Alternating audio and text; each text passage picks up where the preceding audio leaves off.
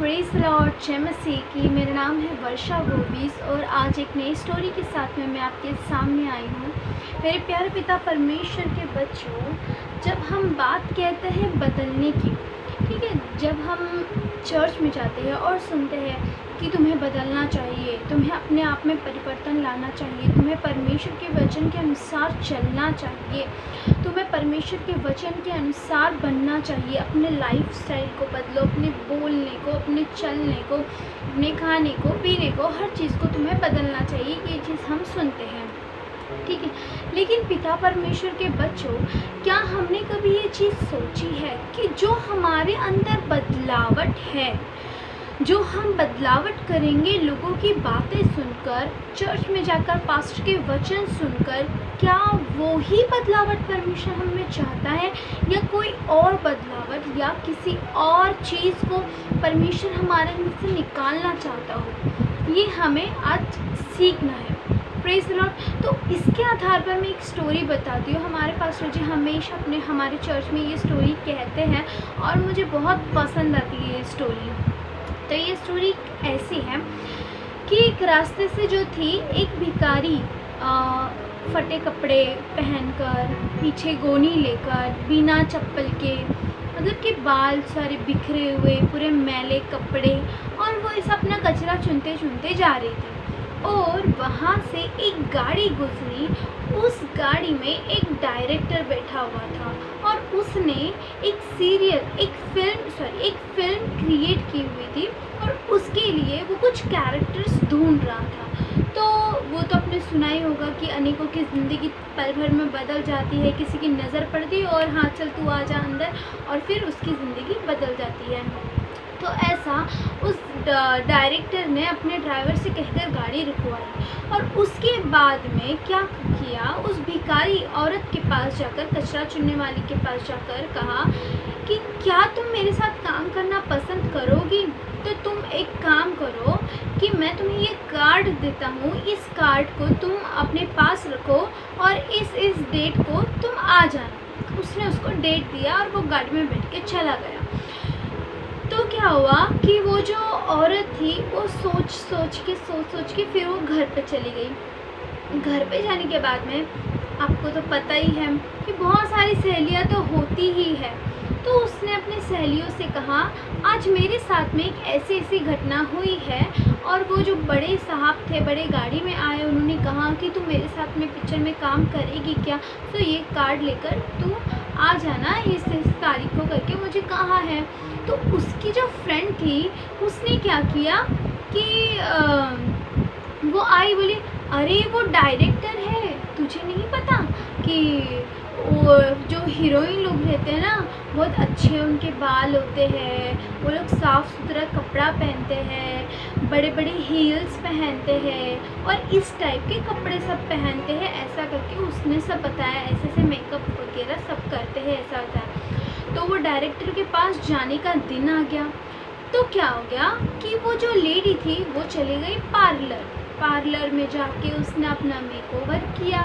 Makeover कराने के बाद में बड़े बड़े हील्स पहनकर, मेकअप कर और एकदम मतलब कि रिच लुक वाला कपड़ा पहनकर वो पहुंच गई उस डायरेक्टर के ऑफिस पर, ठीक है।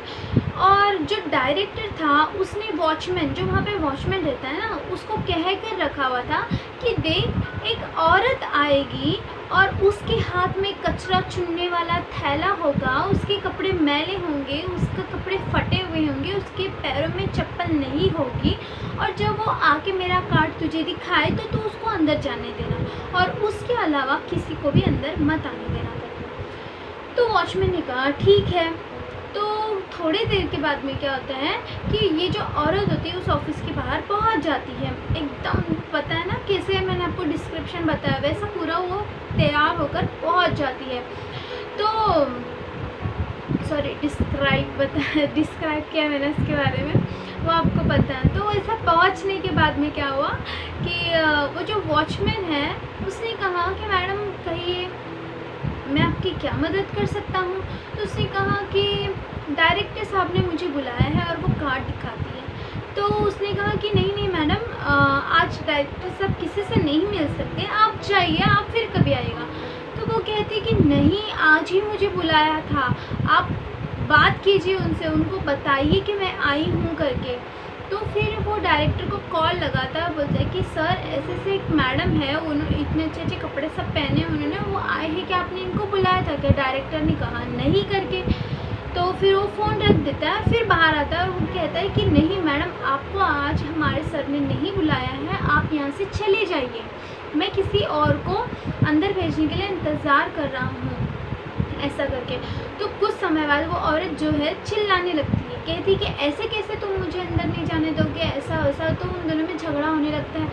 इस बात को शोर सुनकर जो डायरेक्टर होता है वो क्या करता है, बाहर आता है। बाहर आने के बाद में वो उस औरत से पूछता है, मैडम क्या प्रॉब्लम है आपकी, आप क्यों इतना हंगामा कर रहे हो करके।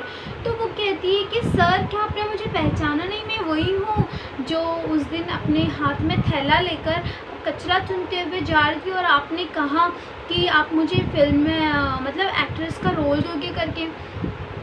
तो वो डायरेक्टर जो है वो उस मैडम से कहता है कि मैडम, मुझे वो कैरेक्टर चाहिए था जो वो कचरा चुन रही थी, जो फटे हुए कपड़े थे, जो वो मतलब कि पैर में चप्पल नहीं था और मैले पूरे कपड़े थे, उसका कोई मेकअप नहीं था, बिखरे हुए बाल थे। मुझे वो कैरेक्टर मेरे मूवी में चाहिए, ना कि मेकअप किया हुआ, ना कि अच्छे अच्छे कपड़े पहने हुए कोई लेडी चाहिए थी। अगर ऐसा होता तो मैं, हमारे पास तो बहुत से ऐसे लोग हैं, उनको चुन लेता, मैं आपको क्यों बुलाता। तो फिर उसने उसको कैंसिल कर दिया और कहा कि सॉरी मैडम, मैं अभी आपको काम नहीं दे सकता। तो पिता परमेश्वर के बच्चे, इस कहानी का सारांश ये है कि कई बार परमेश्वर हमें ऐसा चाहते हैं कि हम जैसे हैं ना वैसे उसके पास है। पिता परमेश्वर जो आपने कई फिल्म एक्ट्रेस के जो उनका जो पूरे ज़िंदगी की किताब रहती है वो पढ़ी होगी या सुना होगा कि वो किस हालात में इस इंडस्ट्री में आए थे और किस तरीके से उन्होंने अपने लाइफ में ग्रोथ किया और किस तरीके से वो मतलब बढ़ते चले गए। वैसे ही पिता परमेश्वर के बच्चों, पहले वो बदले हुए नहीं थे, पहले वो जैसे थे वैसे ही आए थे और उसके बाद में जब उन्होंने काम करना शुरू किया तब जो वो डायरेक्टर, प्रोड्यूसर्स और जो उनके मतलब कि सारे लोग थे, उन्होंने उनको एक्टिंग सिखाई, डांस सिखाया, सब कुछ सिखाया, रहना सहना सब सिखाया और उसके बाद में वो वेल मैनर्स के अच्छे हो गए।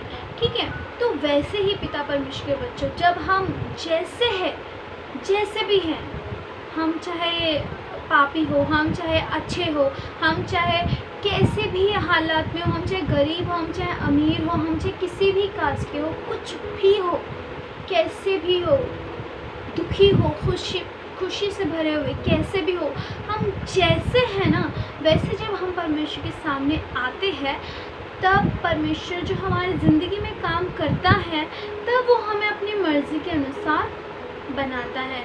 उसके अलावा अगर हम सोचेंगे कि नहीं, मैं परमेश्वर में आई हूँ, मैंने ये वचन सुना कि मुझे ऐसा रहना है, ऐसा नहीं है कि हम जब वचन सुनते तो उसके अनुसार हमें काम नहीं करना है, उसकी इच्छा हमारे दिल में रहनी ज़रूरी है।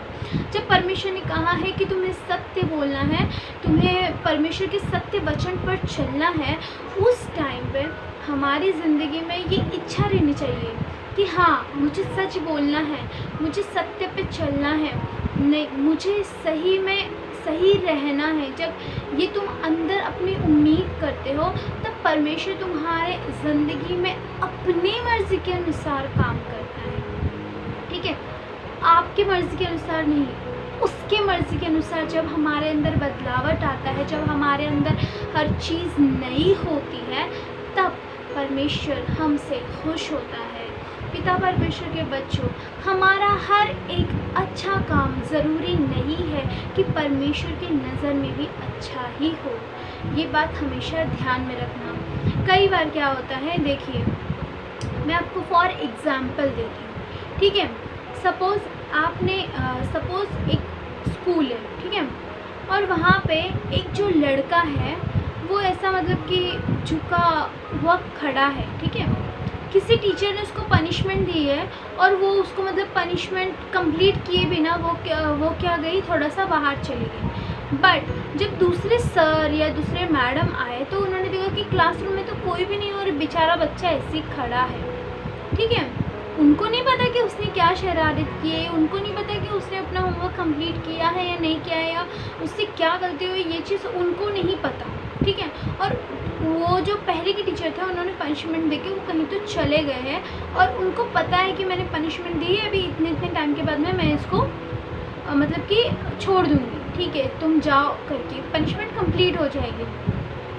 तो मेरे प्यारे पिता परमेश्वर, अगर वो जो दूसरे सर है पहले ही आकर उसकी पनिशमेंट को कंप्लीट कर कर वो जाकर बोले जब तू क्लासरूम में बैठ जा, तो वो वही शरारत करेगा, वही गलत आदतें उसके अंदर रह जाएगी कि वो सोचेगा कि नहीं चलो मेरे तो बहुत अच्छा हो गया करके। लेकिन अगर वही जो पनिशमेंट में है वो दूसरे सर ने ये सोचे कि नहीं, इसको अगर जिसने पनिशमेंट दिया वही इसको रिलीज़ करे, तो वो जो बुरी आदतें उसके अंदर से रहेगी वो निकल जाएगी, वो डरेगा उस चीज़ से कि नहीं मुझे ये चीज़ नहीं करना है करके। वैसे ही ऐसा ज़रूरी नहीं है कि हर हमारा अच्छा काम जो है परमेश्वर की नज़र में सही ठहरे।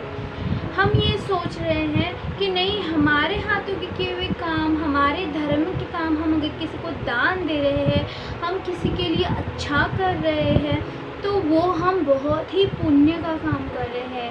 ऐसा नहीं होता पिता परमेश्वर के बच्चों। हमेशा हाँ, इसीलिए तो बाइबल में कहा गया है ना कि परमेश्वर जो है ना अपने अंदर से देखता है और मनुष्य जो है ना बाहर से देखता है, ठीक है। ऐसे कई भिखारी भी होते हैं जो बाहर से भिखारी लंगड़े लूढ़े बनकर बैठते हैं बट असल में वो होते नहीं है, ठीक है। तो इसीलिए पिता परमेश्वर के बच्चों, जिस तरीके से उस औरत ने खुद की सोच और समझ से खुद को बदलकर वो उसके पास गई और उसको एक बड़ी अपॉर्चुनिटी को उसने खो दिया, वो गलती हमें अपनी ज़िंदगी में नहीं करनी है।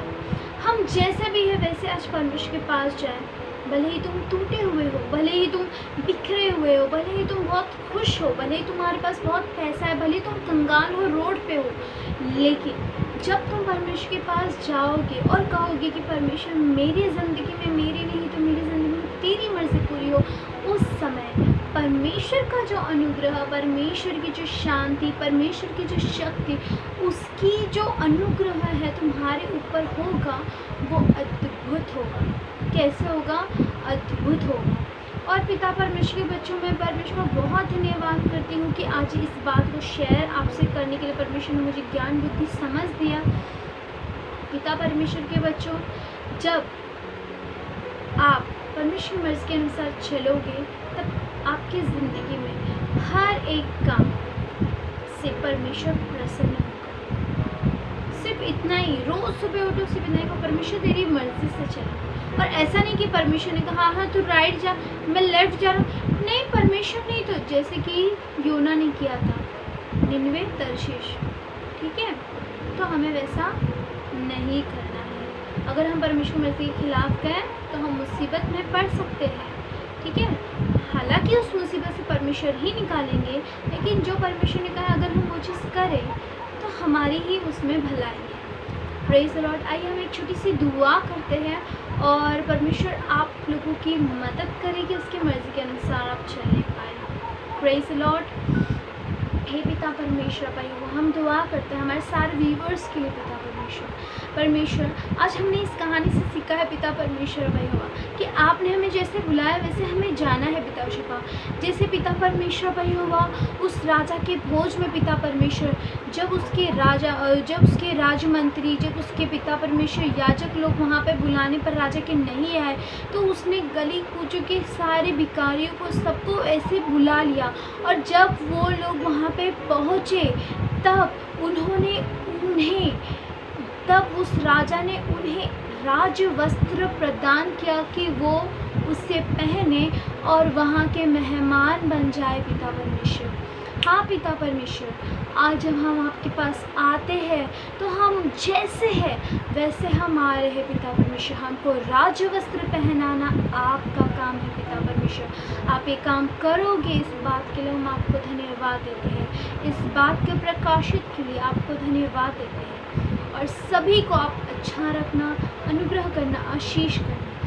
यही दुआ हम आपके प्यारे बेटे प्रभु यीशु मसीह के मधुर के नाम से मांगते हैं। आमीन आमीन आमीन। Praise the Lord.